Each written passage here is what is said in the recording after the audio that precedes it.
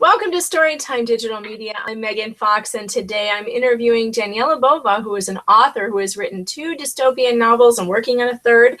And they are really interesting and really worth the read. It's called Tears of Paradox and The Notice. They're super creepy and really way too close to the truth in the style of like 1984. Or Brave New World.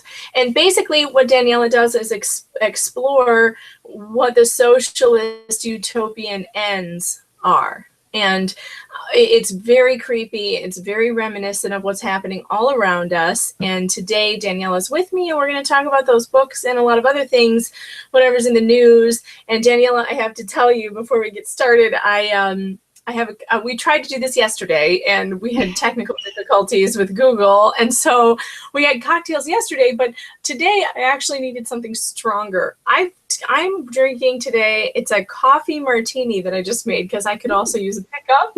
That's great. Wait, you hear what happened to me at 3 a.m. So oh dear. Hey, it's 5 o'clock somewhere, right? Somewhere, yes. I think we always used to say, is it noon yet? But yeah, last night at 3 a.m. I was up with the baby. He was up and awake and crying, and so I fed him, and then he was still awake. So I put him back in his bed, and thankfully he went to sleep, and I was sufficiently awake enough to be thirsty. So I went into the kitchen and I opened my cabinet doors to pull down a cup of water, and a glass fell from somewhere. It almost jumped off the shelf, and it landed on the counter, and it bust into a million pieces. And it wasn't like a broken glass, like where there's like a part of the glass and then some broken pieces. Oh no, it shattered. It shattered everywhere in this house. It went into 4 different rooms. I was up 3 a.m. trying to sweep and not wanting to put the vacuum on because it would wake people up. And there are invisible, I had to shower because there were invisible shards of glass all over me and in my hair. Oh my God. And I still have them embedded in my fingers. So when I tell you that today I really do need a drink, it's true. My crawler, my baby just started to crawl. And now, how am I going to let him crawl on this floor? I vacuumed 3 times and I'm still finding pieces of glass. Goodness. It was like a bomb. It was like a glass bomb. So yeah, it's been a heck of a couple of days here with our technical difficulties and the nuclear glass bomb in my kitchen. So let's talk about you and what's going on with your books. I want to know, because I think a lot of people have a book inside of them and maybe they just don't know how to start. And you started writing, later on. So tell us about that. What made you start writing? Well, it was just sort of, to tell you the truth, it just was an idea that I got while I was running. Back in 2009, I was very upset about the way I saw the direction of the country going. I was in the pro-life group at my church, and I saw what I thought were things that were coming with like the health care. I don't remember anybody running on a healthcare platform. Do you remember anyone running on a healthcare platform? No, not since Hillary Clinton tried that, and it was such a big disaster. Nobody could touch healthcare after that. So yeah, that was a big surprise. Yeah. So the person who ran for president, his big message was change. I basically researched this person. Now, I and my husband both are very fair-minded and open-minded people, and we give everyone a chance. And we listen to our president now speak back before he ran for president, and we really liked him. We only listened to one speech. We were like, wow, this guy, he sounds like he he really wants to change how Washington is running, and that, you know, we started stuff. Remember the transparency stuff. He used to say the word transparent about 800 times. It turns out they're the most untransparent administration in like the history of our presidency. Like remember all those fine, wonderful promises that he made, like transparent and different way of governing and no lobbyists and all of that. So then we started researching him, and what we learned was totally the opposite. And I learned that he was in the Illinois legislature because I was involved in a pro-life group. That he was in an Illinois legislature completely with like 100% positive marks from NARAL and these radical groups, and he even voted. I'm sorry, we inflicted him a nation, unfortunately, since he was my son. Yes, we're very sorry. It wasn't your fault. He actually voted for a bill in that legislature that would not. It was the Born Alive Pain Protection Act or some form of it. He voted against it. He was one of 2 senators that voted against it. Yes. And I think the other one was Dick Durbin, and everybody knows Dick Durbin is absolutely useless. But no one voted against this bill. No one. I mean, it was and one other radical, and everybody else voted for. This is the bill that would save a baby who was actually born alive during an abortion that was botched, basically. Exactly. So they didn't end up killing the child in the womb, and it made it outside of the womb and took a breath. Well, now you're in trouble. And the reason, my friend Jill, she lives actually right near me. She was the nurse who discovered that at Christ Hospital, they were taking these babies who were breathing and living and leaving them in a linen closet to die. I remember her testimony. Yeah, she would go in, she found this, and she would hold them until they died because she felt that someone should at least be there with these babies, and then she blew the whistle because she would realize this cannot possibly be right. This can't be right. Some of them were living more than 45 minutes. So we know that giving them life-saving treatment would have worked for many babies. So it was the most brutal, horrible practice. And believe me, it's still going on. It's still going on. And I'm sure. I don't know if it's going on at Christ, but it is going on in places. And we know it's going on. Like, for instance, with this Planned Parenthood thing that came out yesterday, she is describing, the head of the Planned Parenthood is describing partial birth abortion, which is illegal, and she's describing how they do this partial birth abortion, and that as long as they tell people they're not going to, they can pretty much do whatever they want. So in order to harvest the organs that they want, they may do an entire full live birth and then kill the baby for the parts.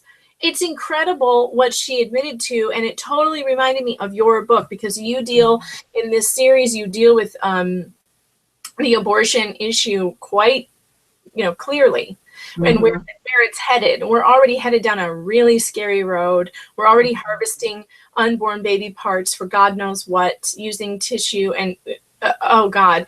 And in your books, they have upped the age requirement as far as when you get your rights. And in your book, they've extended it to the age of 2. Now, we know that this is something that elites and pointy-headed intellectuals have talked about for many years. They have. They just haven't figured out how to implement it yet, but they will. Oh, yes, they will. Eventually, some government agency is going to be coming around to decide, is your 10-month-old developing correctly? And if he isn't, well, you need to take him down to the butcher shop because we're done with him. He's not going to be green on society. Yes. And that, I was so darn upset. And I don't even know if they had started the health care pushing yet or not. I don't know when that came about, but I just remember being devastated to know that this man who believes in these things was in office. Mm-hmm. And I just didn't know what to think. Everyone would say, well, let's say when people would speak up against this complete lives system, which was, who was the guy? Emmanuel, Rahm Emanuel's brother, Ezekiel, I guess it is. He developed this complete lives system, which is basically what we were just discussing, where they put a price on your life, and the very young and the very old are worth less than other people. And naturally, there are going to be abuses where people will die or babies will die. With any government program, they don't have oversight these days, as you know, with all that they've gotten away with the IRS and everything else. And they just call people who will try to get the truth out crazy or liars or whatever it may be. Dangerous. Right now, the parents in California who are so upset over being forced to vaccinate their children against their will, the government is now forcing a needle in your arm. And whether you believe vaccines are life-saving or whether you believe that they are questionable, it really isn't the issue. The issue is freedom. And right now, the government is allowed in California to forcibly stick a needle in your arm or in your child's arm. To me, that is terrifying. It is absolutely terrifying, regardless of your opinion on whatever, on the vaccines, on the healthcare.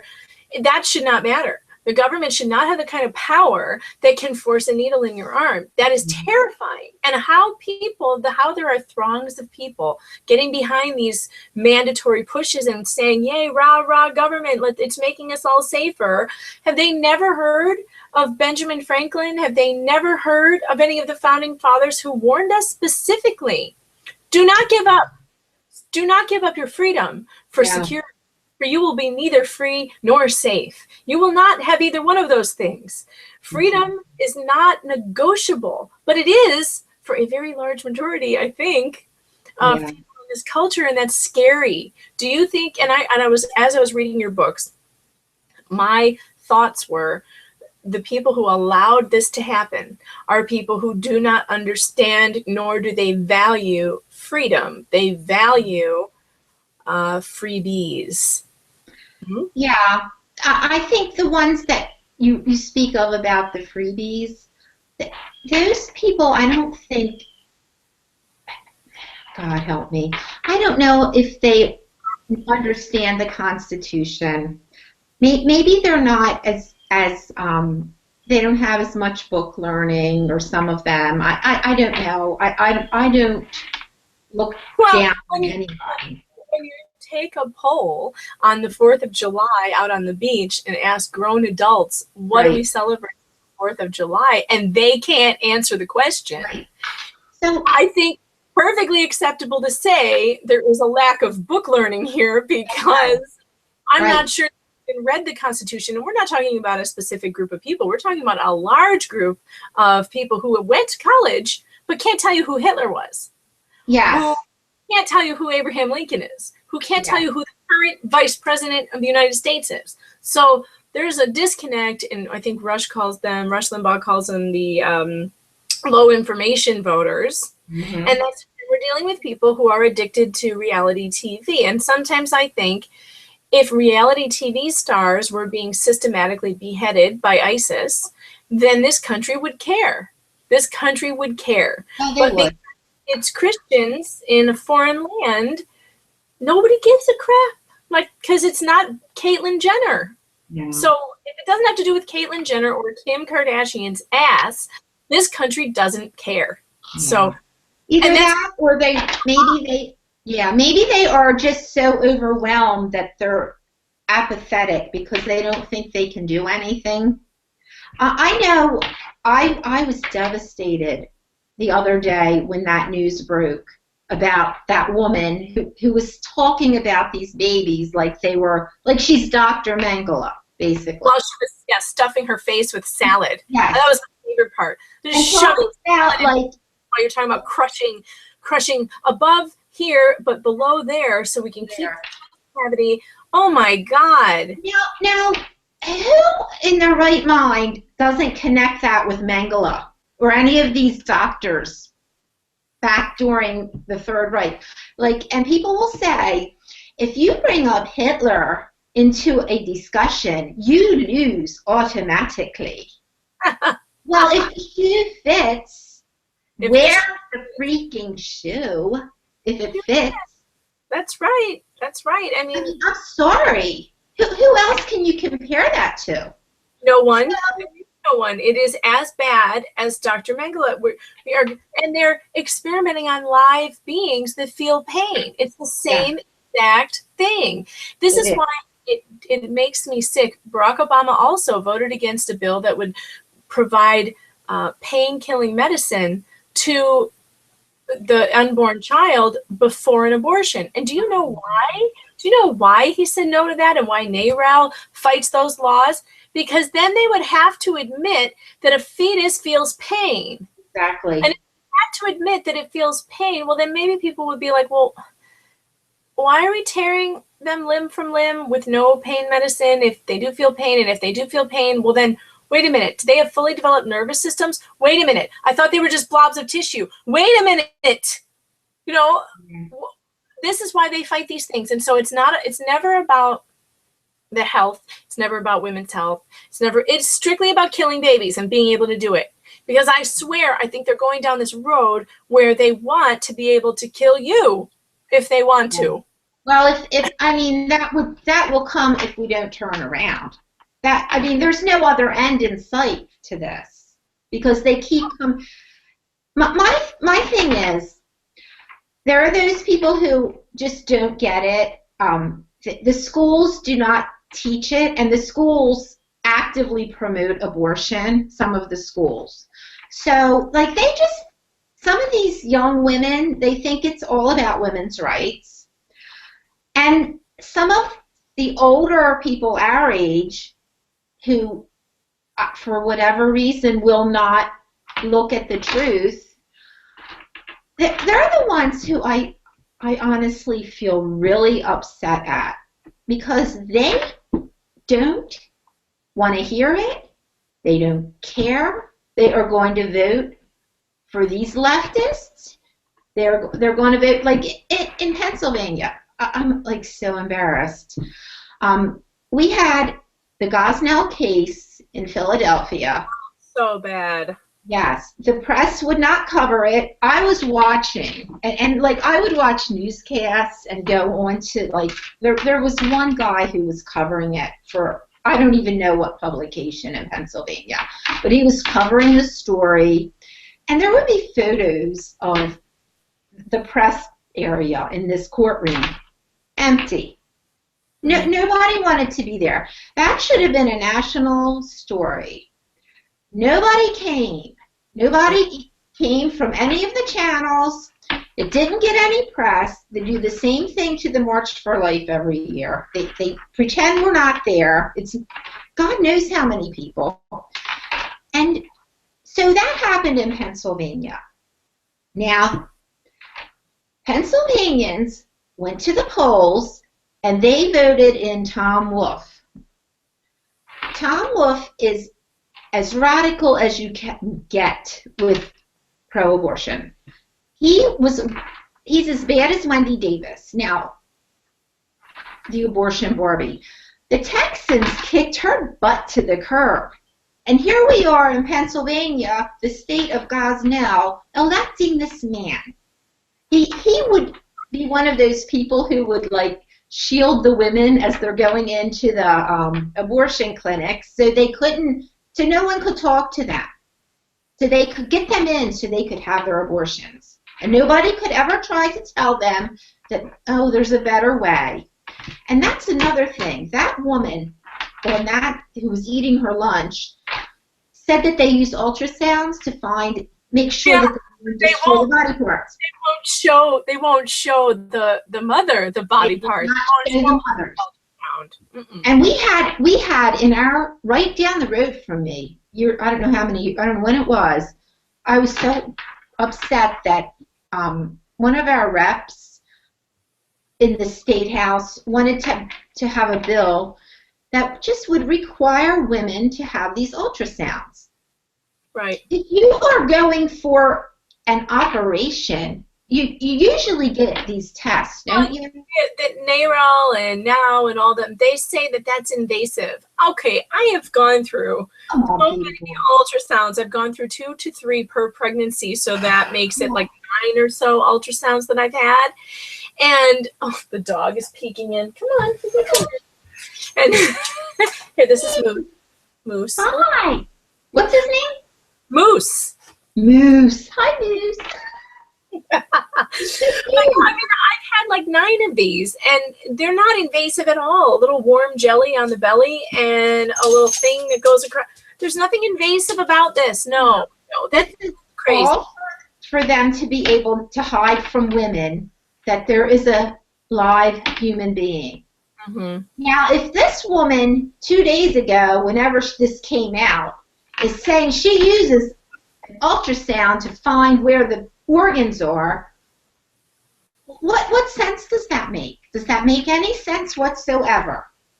Sure. To get more women in there to get their children's organs so they can sell them.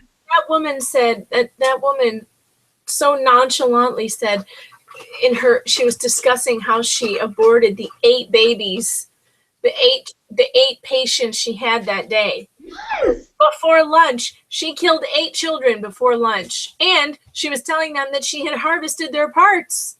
Yeah. Oh my God. My point is that, like, I just heard today, Hillary Clinton's poll numbers are going down. And I thought to myself, well, how could they not go down? People know there are speeches of her speaking about Planned Parenthood. She loves Margaret Sanger, the founder, who was a eugenicist and who called people human weeds. She was a racist.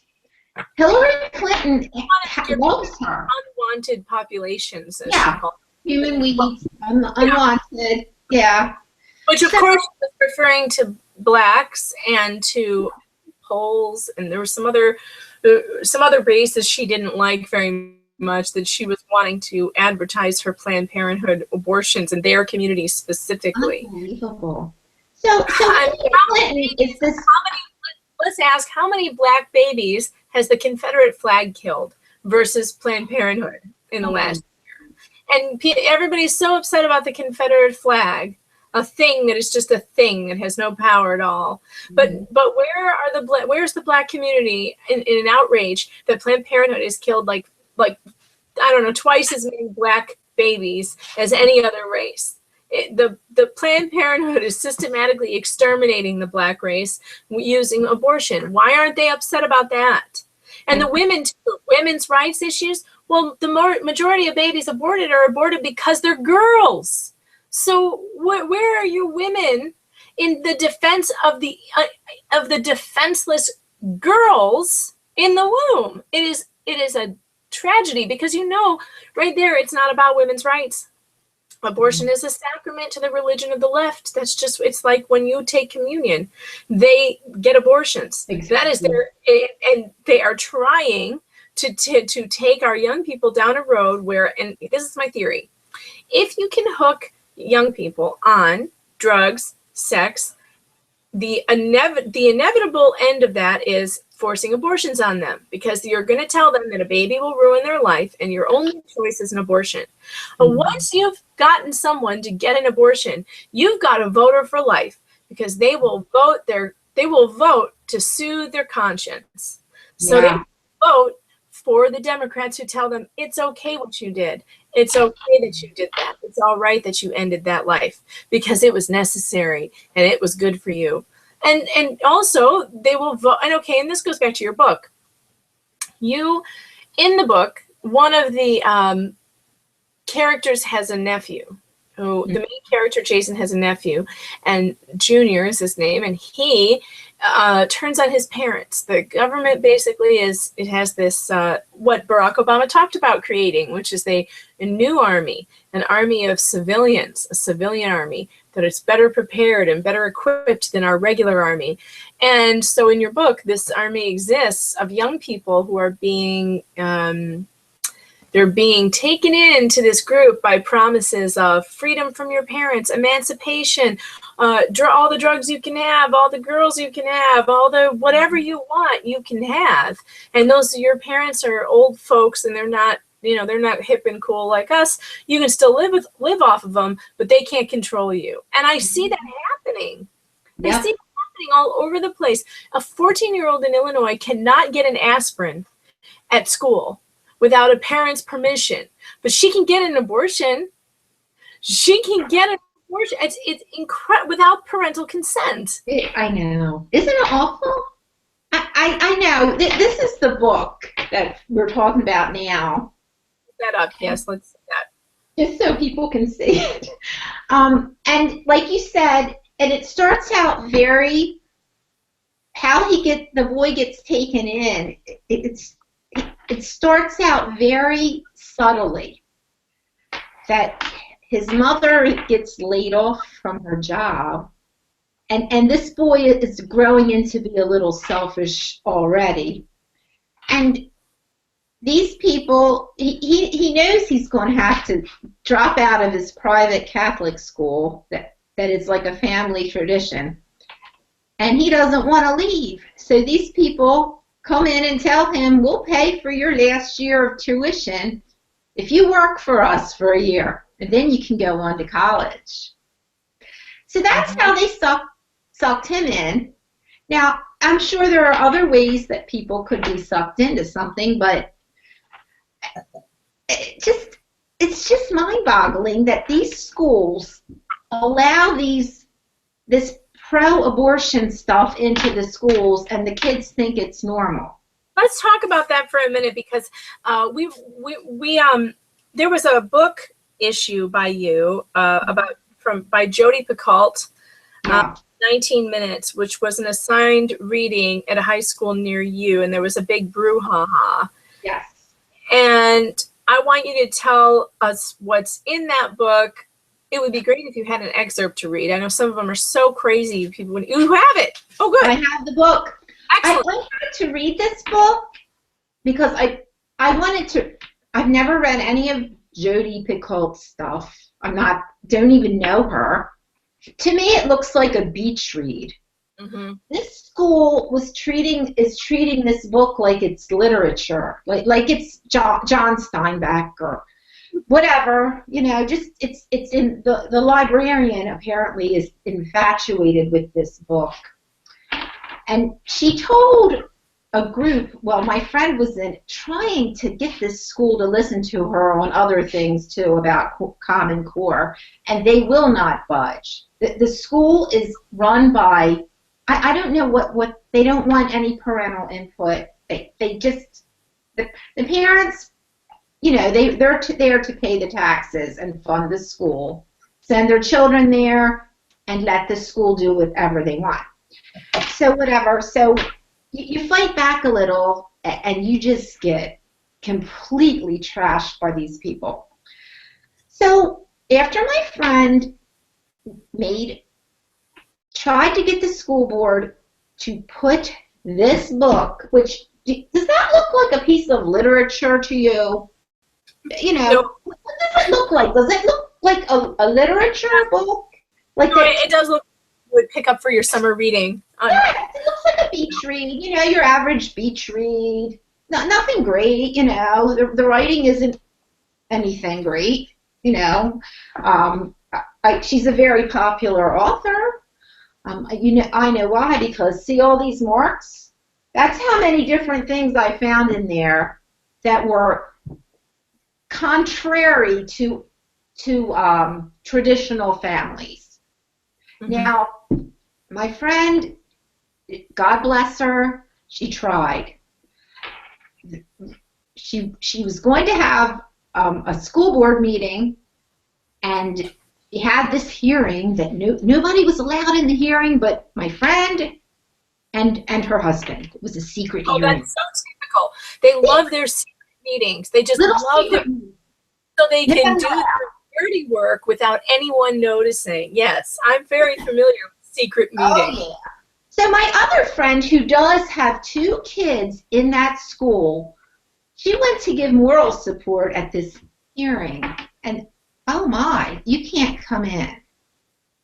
I want to give my opinion on this book. No, this is a private hearing, and our lawyers say, no, you can't come in. So my other friend left, who has 2 children in the school, and my other friend who's got a master's degree in social work from Temple University and has worked with inner city children, and she knows what she's talking about, how some of these kids might not be ready at age 13 maybe to take this book out of the library and take it home and dig into it. They might not have a parent there to talk to them. Mm-hmm. You know, all she wanted was for this book and the copies that they had to be put in the guidance office. So if a kid took them out, the guidance counselor could maybe call their parents and say, your child is going to be reading this book. They took it out of the library to bring home to read. That's all she was asking. Well, in the lead up to this school board meeting where there was going to be a big vote, there were all kinds of rumors going around. I don't know who started them. Nobody knows. But they were about some woman wants to ban books in the school. They want to ban a book. They always go there. They always go right to the banning of the books. Of course, there has been no banning of books in this country in many, many years because the government is the only one who can ban a book. A school taking a book out of curriculum or taking a book out of the library is not banning, is protected by the Supreme Court. The librarians have the authority to remove any material from a library that is deemed inappropriate for their audience. Of course. This is just, it's baloney. Every time a parent has any issue with any book, the American Library Association jumps on it and says, oh, it's at the top of the banned books list. No. A challenge does not a ban make.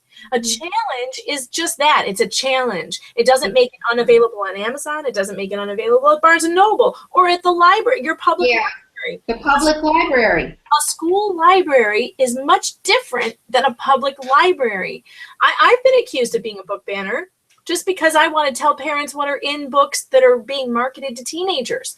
So because I would like a rating system or at least some better book reviews or some warning sign or something that says, attention parents, these books contain adult material like explicit sex, drugs, alcohol abuse. Exactly. I'm a book banner. When I've never said take it out of the library. Never. I've never. They twist everything, and they are vicious, cruel, hateful people. Can you read me some of what's in Jodi Picoult's book? I want to hear what this. Yeah. Well, I'll read you this part. I'll read you this part here. Okay. To set it up, Alex is. Oh, God.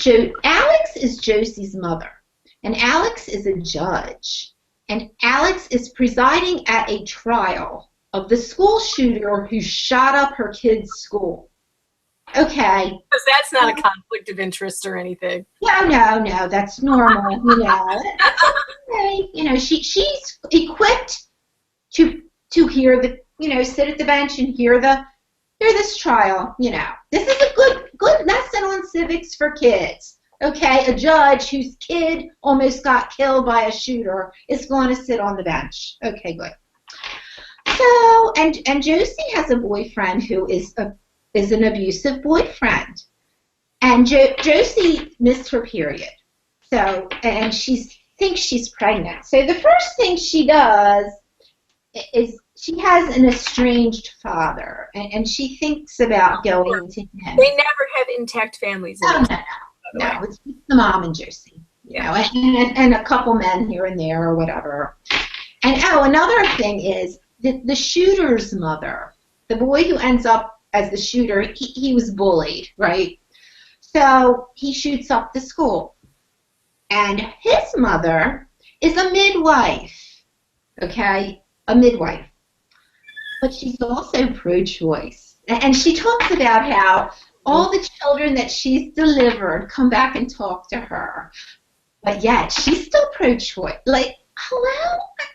I mean, this woman could not be any more, there couldn't be anything more, like, conflicting and stupid. What kind of a character is that?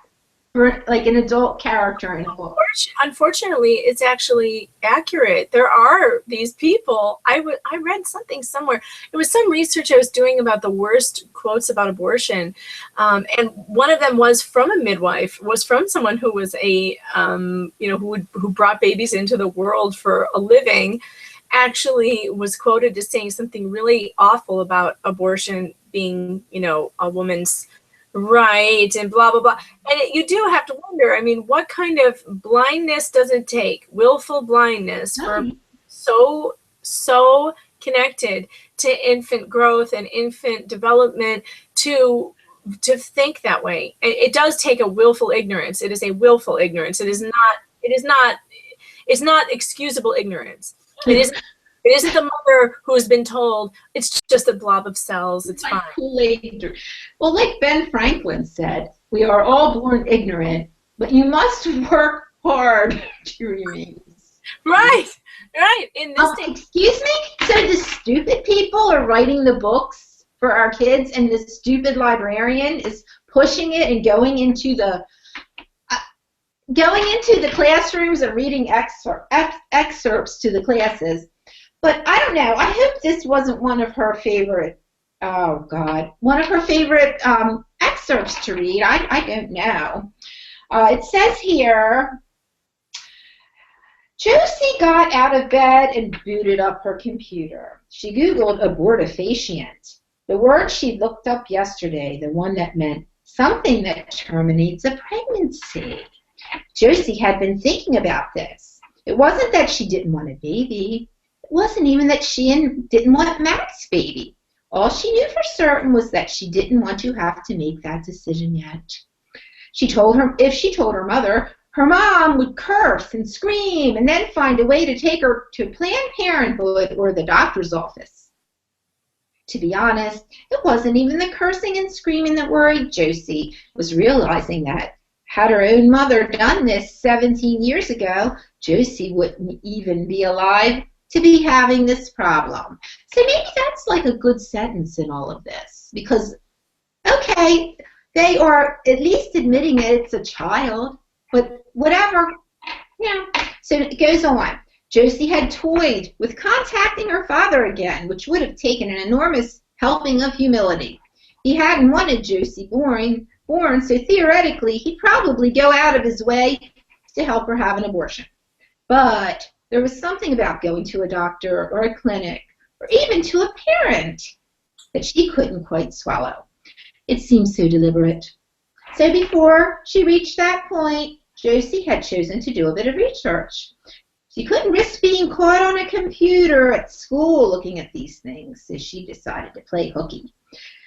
She sank into the desk chair, one leg folded beneath her, and marveled as she received nearly 99,000 hits.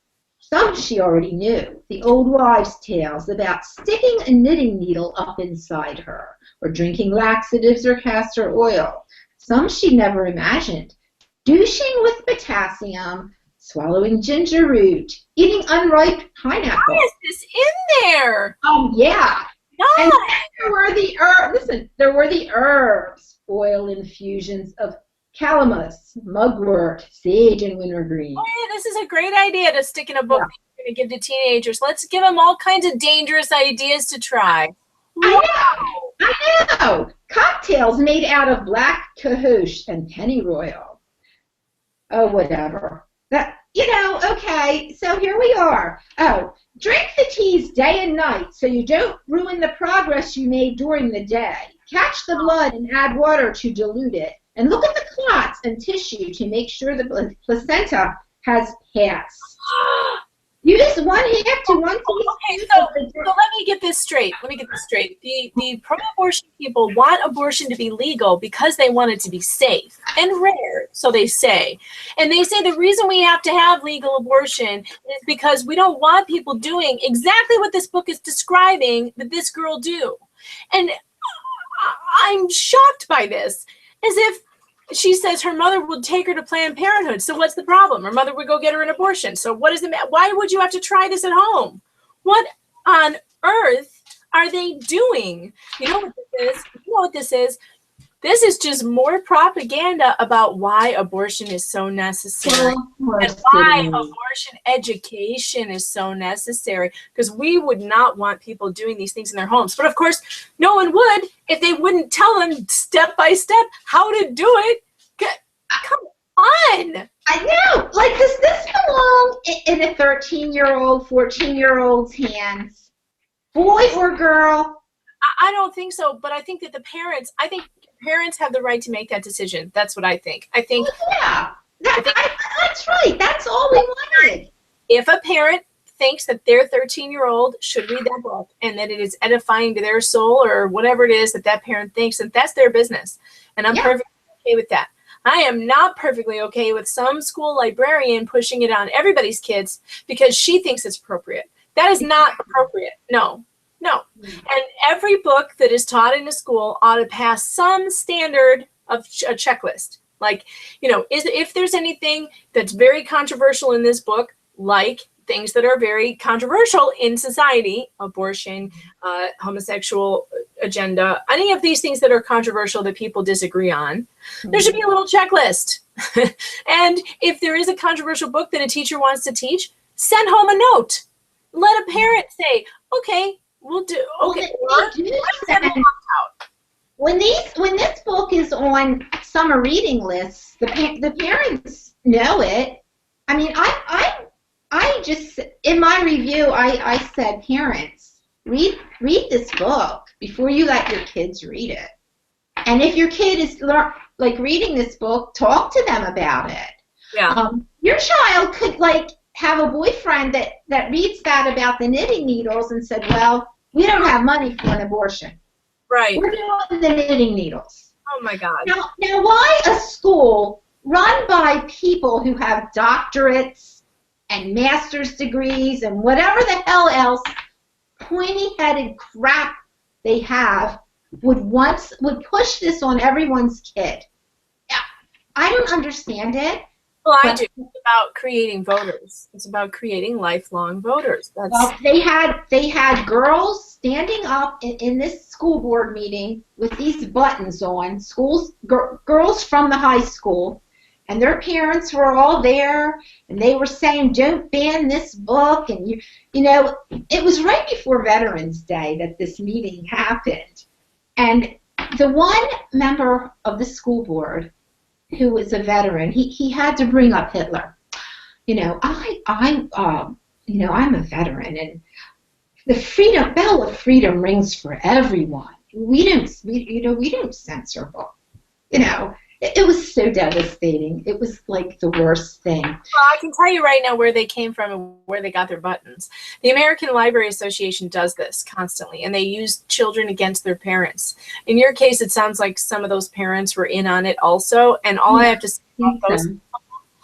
say about those people is that they will deserve what they get. And you know, it's a shame. It really is. By encouraging this kind of behavior, by encouraging this kind of thing, I mean, they're just going to deserve what they get.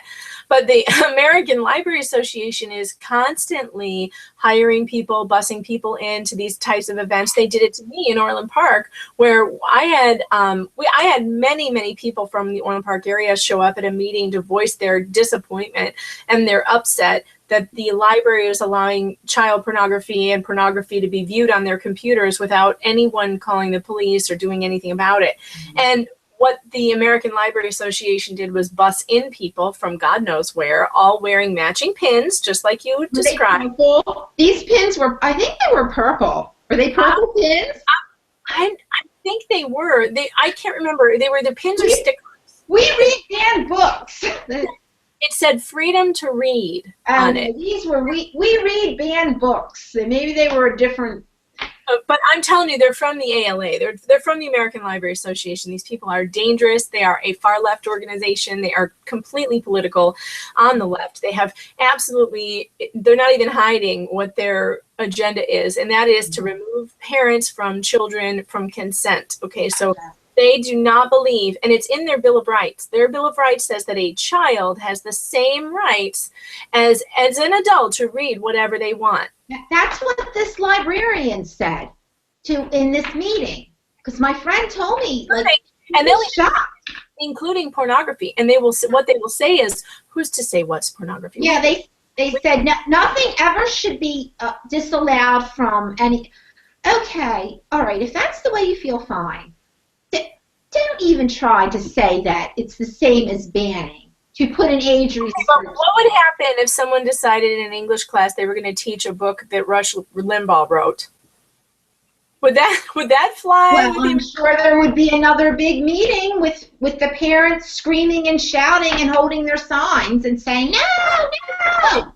It only goes one way, and they always say that more information is the answer. And yet, in Orland Park Public Library, they say that banned books is a problem. Well, we found out that they banned a book. They banned some books at the Orland Park Library. They removed them from their shelves. And you know what it was about? Dog fighting.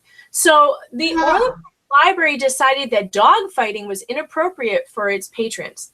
But child porn, violent porn, rape porn, and sex trafficked women is not inappropriate for their patrons, and they will allow that. But don't you dare try to give them a book about dog fighting, because they will have none of that. And they have a sign on the door that disallows guns in the building. So you're not allowed to bring guns in the building or drinks, but you can watch violent rape porn. There's just like, the thing is, when you see, for one thing, I had 3 blog posts. When this decision came down, my friend called me, or I don't know who I talked to her or whatever. We were just in shock and devastated at the way they treated her and insinuate she's a Nazi. And all of a sudden, all the news, the local news people are tweeting it out. Book stays in the library. Freedom wins. Whatever. So the woman who was covering this case, and she had been covering this case apparently. So I started tweeting her. I couldn't stop myself, and I told her why. What is wrong with you? I said, that wasn't even an issue. The book was supposed to stay in the school and just have monitoring and maybe call the parents. Well, the school didn't tell me that. I'm like, hello? But they never. They played you. If they didn't tell you. Yeah. This is the experience that I've had with media, and that is that they always take the government body's word for it. Yeah. And they just print verbatim what the government body says. And anyone questioning the government body is not given the time of day, is not even interviewed. And so the only thing they print is what the government body says about the person complaining, which we know chocolate lies. Okay? This woman had all day long. Lie. They lied about me. They said that the day I was in the library, when I discovered what was happening there, that I didn't even have children with me in the library. Now, look, I'm a homeschooling mother. Where would my children be at 4 o'clock on a Friday, if not at my side? I don't have nannies. They don't go to school. They are in school with me at home. There is no way. And I had video evidence of my children being in that library with me that day. Did anybody ask me that? No. They just printed the lies told by the library spokesperson, who is now suing me for defamation. So, unbelievable. Trust me, when you get too close to this kind of corruption, they will lash out at you and try and destroy your life. That's what's happening to me for questioning this library and what they're doing. And the government really, like in your books, begins to punish their enemies very severely and systematically. And it's already happening. It is happening. It's happening to me. I mean, she's gonna be okay. I mean, this is scary. It is scary. It is scary, but see, they intend it to be scary. That is what they try to do. They try to scare you into silence. What's happening to me is called a SLAPP. It's a strategic lawsuit against public participation, and it's illegal. Now, the question is, anyone can sue you, though, and you have to defend yourself. You can't say to the judge ahead of time, hey, clearly this woman is slapping me, and so I shouldn't have to defend this. You can't do that. You have to go to court. You have to spend the money. You have to get lawyers. You have to do. It is a nightmare, and it is how they shut people up. But if I were to shut up, well, then it would work, and then the American Library Association would be able to tell people across the country, hey, this works. Sue her. Sue them. That next time a parent comes to you and complains about a book, sue them. It'll shut them up, and they'll never hear about it again. So believe me, they're not gonna win this, because I will not shut up. I refuse to shut up. I'm not gonna. Yeah, this is a chilling effect, because after that interview, this woman, this reporter woman, she's supposed to be a reporter. She I guess asked my friend for a statement, and my friend was like, I can't talk about, like, she was so upset that she just went home. And she didn't want to discuss it because she had just been called, like, basically slandered, insinuating she's a Nazi. There were two people on the school board who are parishioners at our church who allowed this other man to insinuate she's a Nazi. They are Roman Catholics who know abortion is not allowed, yet they're allowing it to be pushed on all these kids, and other stuff too in the book, teen sex, whatever, explicit. There's one explicit scene, but I mean, the whole book was so crappy that didn't even really stand out to me. So I tweeted this reporter. And I was going off on her, and she was like, why are you attacking me? I'm like, well, the school board, or these people called my friend a Nazi, and she didn't even want the book. They're calling that she's saying there's a book ban, and that's not the case. Well, that I only went on what the information that I was given. I'm like, well, this school played you. I said they played you. They're so lazy. They're so lazy. They will not, lazy or complicit, that they will not even call you to verify if the things that the school said is true. I know. So I'm like, well, they played you. Are you going to go and ask? She said, I don't know why. That you'll have to ask the school board. I said, you're the freaking reporter. Why don't you ask the school board? Well, the conversation's over. I asked, I'm not saying her name, but Mrs. So-and-so for a statement, and she wouldn't give it to me. I'm like, yeah, no wonder. Like, she's already been, like, afraid now to speak out. Why would she talk to you? And you don't even bother to get the full story. Believe me, they would have done a number on her in the press. I have personally. I know. She knows that. Like, she's not an idiot. She and this is a chilling effect, because the rest of the school districts around here, they might have wanted to try to get that damn book in the nurse's office or the whatever office. Nobody's done anything since because of these. And yet, while we sit here and fight about these books that are really will never be remembered in 100 years, right? It'll be garbage in 100 years. No one will ever remember that book. Mm-hmm. While we argue about this in high school classrooms, what isn't getting read? Oh, Shakespeare. Oh, definitely. And what else isn't getting read? Yeah, so that's censorship in a different way. I know, it's totally censorship. Are you telling me that Mark Twain is no longer valid as a great American author? Are you telling me that there are not enough classics to fill up a high school classroom with, that you can't, so you have to supplement with this garbage that they can read on their own when they, nobody says that books shouldn't be available, but do we really want to devote the precious time we have to educate children with this garbage? I mean, it's pure propaganda. It's laughable. It's laughable when to get through this. They are not reading The Crucible. They are not reading The Lord of the Flies anymore. They are not reading the books or they're not reading Through the Looking Glass, or they're not. I mean, it's just incredible what they're not reading. So why? I mean, someone is making the choices, and that in itself is censorship. Let's get back to your book. I want to talk about the hilarious what coincidences in the book that's really funny for me anyway, is that I told you it was really hard for me to get through the books. And one of the reasons is because I went kind of nuts after the 2008 re-election of Obama, and I was just like, I've lost faith in humanity that they cannot see where this is going. And I just checked out after that, and I stopped reading anything political, and I stopped watching the news, and I stopped all of it. And I did a good job keeping it out of my headspace because it was just not a place I could be.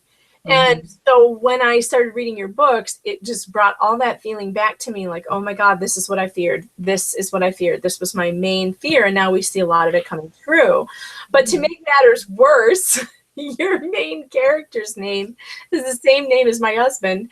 And he has a Trans Am that he rebuilt with his best friend. And my husband had one that he rebuilt with his best friend. And it was like, these comparisons were just so dead on accurate. I'm sure you were spooked. Oh my God, is that not too weird? That was spooky. But what I loved about one of the things I loved about your book was that well, it's a really good love story also, but also the religious aspect of it, the the Catholicism, their religion is very, very real to them in the book, and it's very explained, and it's in detail, and it's a large part of the book. The Catholicism is a large part of this book, a large part of the story. And for a person like me who is not Catholic, it was actually really nice because I don't know a whole lot about Catholicism. It was nice to see how hardcore practicing Catholics behave and how they live their lives. And so I found that to be really wonderful. It was kind of like, I kind of felt like I was learning about another religion. And so that was, although not that we're a different religion, we're not, we're all the same Christian faith. It's just that I was learning about a different way that people worship. And so that was interesting for me.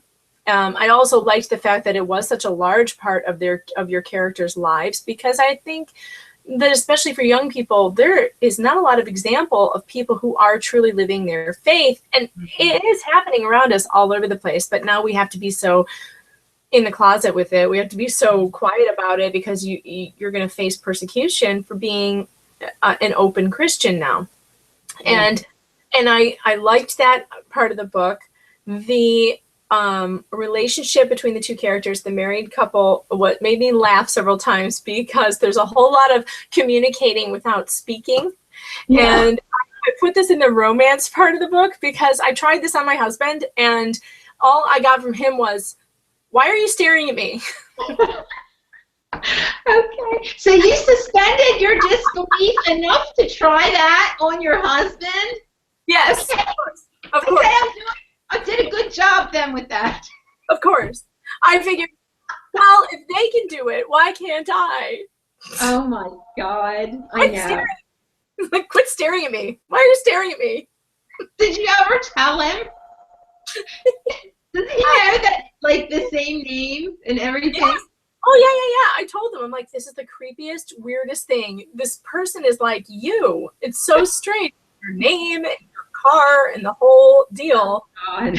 And he was laughing. He was like, that is weird. It's very strange. But no, so there is a romance aspect of it, and there is kind of there is kind of over the top romance in it, which I like. I liked that a lot. And I think that one of the criticisms that we had talked about before was that some people will say that the messaging is too heavy-handed, and that you can't reach people who are not already on our side with too heavy of a message. What's your response to that? Well, when I started writing, like, I wasn't a writer. I never, like, knew anything about writing very much because of the way this idea came over me.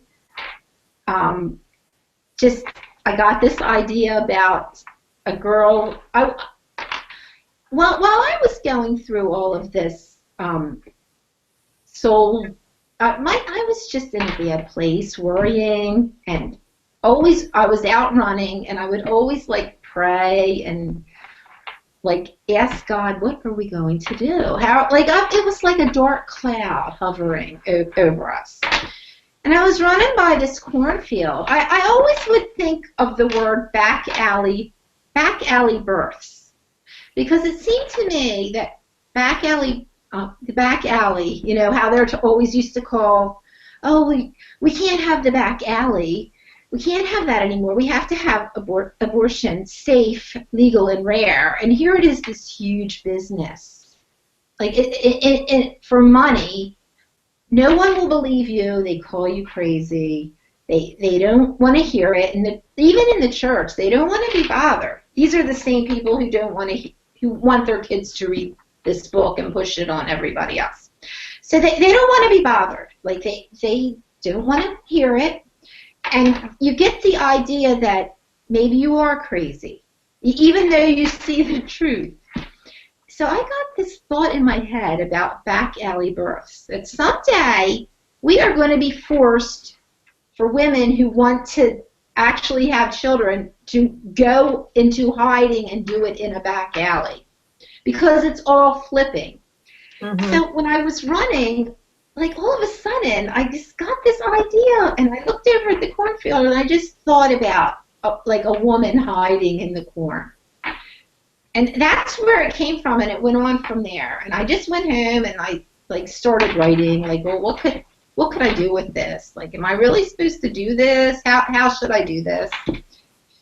And I just, like, sat down and started writing every day. You know, I still had a job back, like a part-time job back then. My children were gone from the nest, and I would just spend time writing. And nobody knew but my husband and a couple of close friends from church, who, one of them was the friend who got run out of that meeting, who had the 2 kids in that school. Her and her husband, and they liked it. And they said, you should really keep going with this. And so I'm like, well, I don't know. I've never, like, thought about writing. And, well, somebody will publish it. You should just keep going, you know. So I did. And it got to be this long. It got to be this long, two books long. And then I thought, now, for one thing, I had already tried to send out book proposals, and like you said, these people think this is heavy-handed. It's no more heavy-handed in the truth than this is in lies. Right. This is the truth, this is lies. But people who have been raised and milk-fed the lies, like in Kool-Aid, will think it's over the top, when really it is just the truth. So none of the New York people would ever touch it. Like, there's just no way. They have an agenda. They are politically correct. They do not want anything like this. And then I was reading. I would always go on blogs. This was before I found the Conservative Libertarian Fiction Alliance, of which we are both members. I hadn't found them yet. I didn't know anything about conservative fiction or, you know, fiction. I wasn't even sure there were other authors who would ever write from our point of view. But I did read that. Right. You would know that. You would know that published. No. Well, you only see nonfiction. You don't see fiction. Right. So, like, I read that it's too long to publish a book that's this long. So I decided, well, if I'm going to do this, it wasn't that long. It was like a regular book size. Yeah, but 2 of them together, like, I had to separate it. Oh, I see. I felt like, well, nobody's going to buy a book that long from someone they never heard of. So I just, like, picked that sort of arbitrary point to end it. That's why it was such a cliffhanger ending. And I just went on and self-published it. I learned all about Create Space, which I love, and Kindle, which I loved as well, and even making my own book cover. This book cover, these 2 book covers were done by our good friend Kia Hebe from the group. This was not the first book cover. The first book cover I made after landing on a blog that told people, if you are in dire straits and you cannot afford to hire someone to do your book cover, there is maybe a way to do it yourself. I wouldn't recommend it, but if you're short on money, you could try. So I did. I figured out a way to create. I found this perfect Jason that I love this Jason. Like, I just love him. And I figured out a way to make a cover. It was certainly not anywhere near as good as this. That's how I published it. And then I happened to be on Goodreads, which I heard is essential for authors. I'm not on there very often now, but Marina, our friend, has a Goodreads group, and I decided to join one group, and it was the Small Government Book Fan Club, and it was Marina's group, and that's how I found the group, the Facebook group, because Jack July was a member of that, and Kia, and they invited me to join the Facebook group, and I've been there for a year. And I met all kinds of cool people. Like, now I met you. It's amazing now to see, and it's really heartening too to see how many people with conservative and libertarian views are really out there working on fiction, working on art.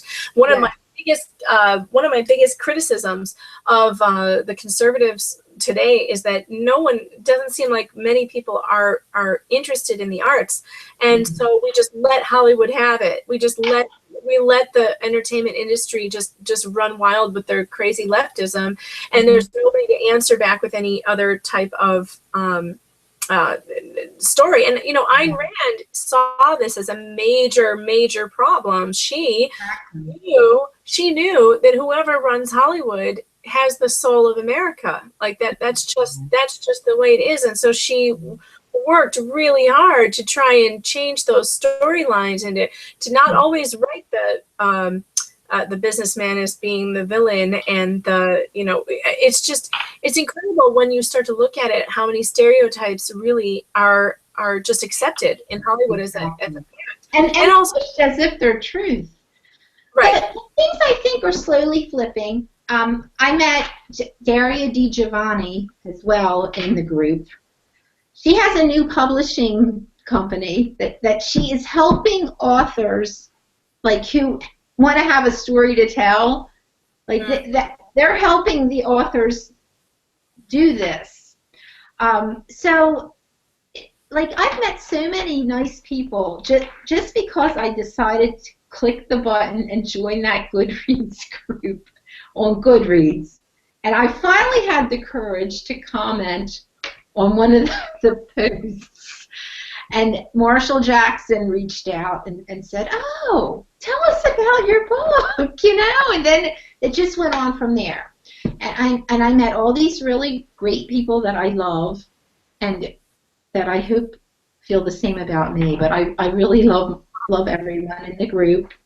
And like I don't know where I'd be without them. I wouldn't have these book covers, Jack July wrote these books, the Amy Lynn stories, Golden Angel, and I interviewed him and I read these books, and boy, he has something. He is really, really good. And I think it's funny talking to him and talking to you, there's some similarities where it's like, well, I'm not really a writer. Right. I just wrote this incredible story. Yeah. and like Kia is an author. Daria has a really good book that she wrote like I don't know how many years ago, maybe 6 or 8 years ago.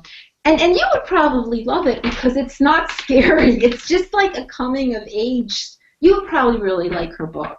I'll have to read it for sure. Well, and I'm working my way through the list of all the people in the group because I think they deserve to have. I think you all deserve, some attention, and people should read your books. I mean, right now you're running a special, right, where you're giving away Tears of Paradox, the digital copy for free if you sign up for Daniella's newsletter right now, and that's at daniellabova.com.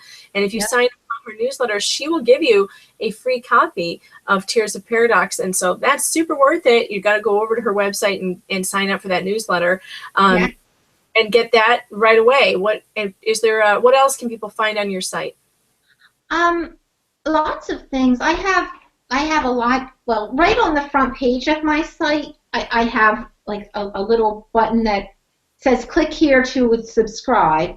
And when you go and click there and you just put in your name and your email address, I do not clog up people's emails every day at all. Like I write one newsletter a month, and maybe if there's a special sale or something, I'll send out another one. I really want to build my subscribers list because I think I've read that that's one of the best ways to communicate. You may have a big Twitter following. Not everyone on Twitter reads your books that follows you. What if Twitter's gone someday? What if Facebook is gone someday? Like to have like people actually who like the books subscribe, and this way anybody who does subscribe can read the first book and see what if they like it, and hopefully they will like it and they'll want to read the second book. And they're for sale right now on Amazon. The paperback copy is only $14.99, and the Kindle copy is only $3.99. Is that correct? That's a deal. I mean, you know, Starbucks coffee costs more than that. So that's what I was thinking. And I also have a new short story that I decided to publish. I got really good feedback on it. Another friend from the group, Matt Margolis, he just he liked the story and he took it upon himself to make a cover and urged me to publish it. So I did. It's 99 cents. I'm thinking, God, 99 cents for like a 20-page story. I don't know, but people pay $5 for a cup of coffee. 99 cents is $1. Yeah, so it's $1, and it will entertain you. Yeah, 30 minutes of entertainment. You know, if you like short stories, you could read it like on the bus or something. Right. No, I think this is a genre people really need to know exists, and there's all these self-published authors out there who have great stories. One of them, and Jack July is another, and there's just a ton of them out there, and so this is something that I hope that we can get to more people and who will support other conservatives and libertarians in our quest to educate the culture into what a conservative is. My last question for you before I have to go, because the baby I think is going to be waking up at any second. Some people I think don't understand what being conservative is today because they listen to too many of the lies. There are a lot of lies that surround what it is to be a traditional conservative American person. If you could sum it up for our listeners out there, what would you say? What is a conservative to you? Well, a conservative is not someone who wants to force you to do anything or take away your rights or do any of this stuff that they tell you. That like a conservative doesn't care who you sleep with, or they don't want to get into your bedroom. They don't care about, like, who cares? I could care less. I have my own life. I don't care what people do in their own homes. A conservative wants you to be able to just be left alone, to live your life within the parameters of the laws that the founders made. This government has grown out of control.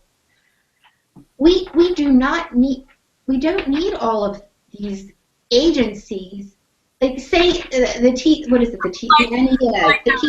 How about the agency? It's like the Fish and Game Wildlife Agency, and they're armed with tanks and guns. Oh, really? Oh, yes. I haven't heard that one. Oh my God. They're the ones who went after that Bundy guy in because he supposedly owed $1 million in taxes, so they surrounded his house with snipers and were going to take his land from him by force. These are the types of things that we have to be very careful of in America. And I think as a conservative or a libertarian, you're right. The bumper sticker, if we could put it down to one sentence, would be "Leave us alone." We don't need this kind of. Quit trying to stick needles in our kids' arms, and quit trying to. You can't force people to do that. You cannot force people to live the way you want them to live. That's not freedom. That is not freedom. Whatever it is, it ain't freedom, and I don't want any part of it. And so there are a lot of people out there, these new authors who are coming out, writing books like Daniella, like some other folks we know, who are trying to illustrate this point in a creative way, that if you don't leave people alone and you think you can legislate everything, there's some really bad stuff coming down the pipe that you don't want.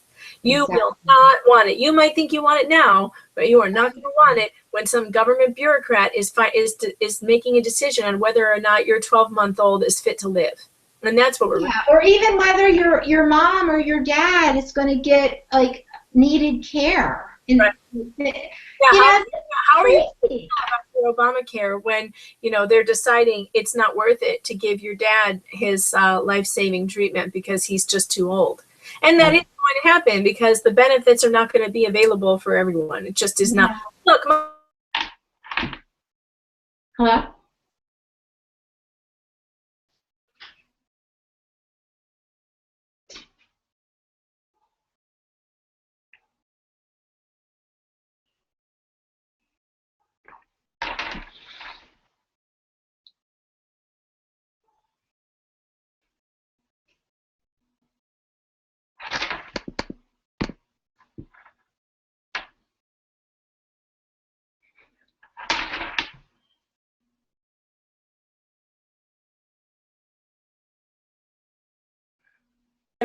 Policy was cast anyway, so I'm going to go ahead and there you are. You're back. It looks like here we are. I just was sitting here because the screen was frozen. I know we're having connection issues. Probably a good time to end the interview now because we may lose it. It looks like my network is saying I'm having connectivity problems. Okay. So, sign from above that the baby's about to wake up and I'm going to have to go anyway. So I just want to say thank you so much, Daniella, for coming on to the show and for talking to me today. I really appreciate it. And please, people, get out there, get on Amazon today and go buy her books, Paradox of Tears and The Notice. And you're working on a third book. What's the third one? This is going to be the third one in the series. Do you have a title? I don't have a title yet. Titles are hard for me, but it's I'm pretty much like almost done the first quarter of it, so I'm getting there. Good. I can't wait to read it. So please do let me know when it's available, and I will. So you take care, and thanks again. And everybody out there, I'm going to put up links to Daniella's books, and so you'll be able to click directly on them. So thanks for listening, and we'll see you next time on Storytime Digital Media. Thanks. Have a great week. Thanks, Megan. Take care.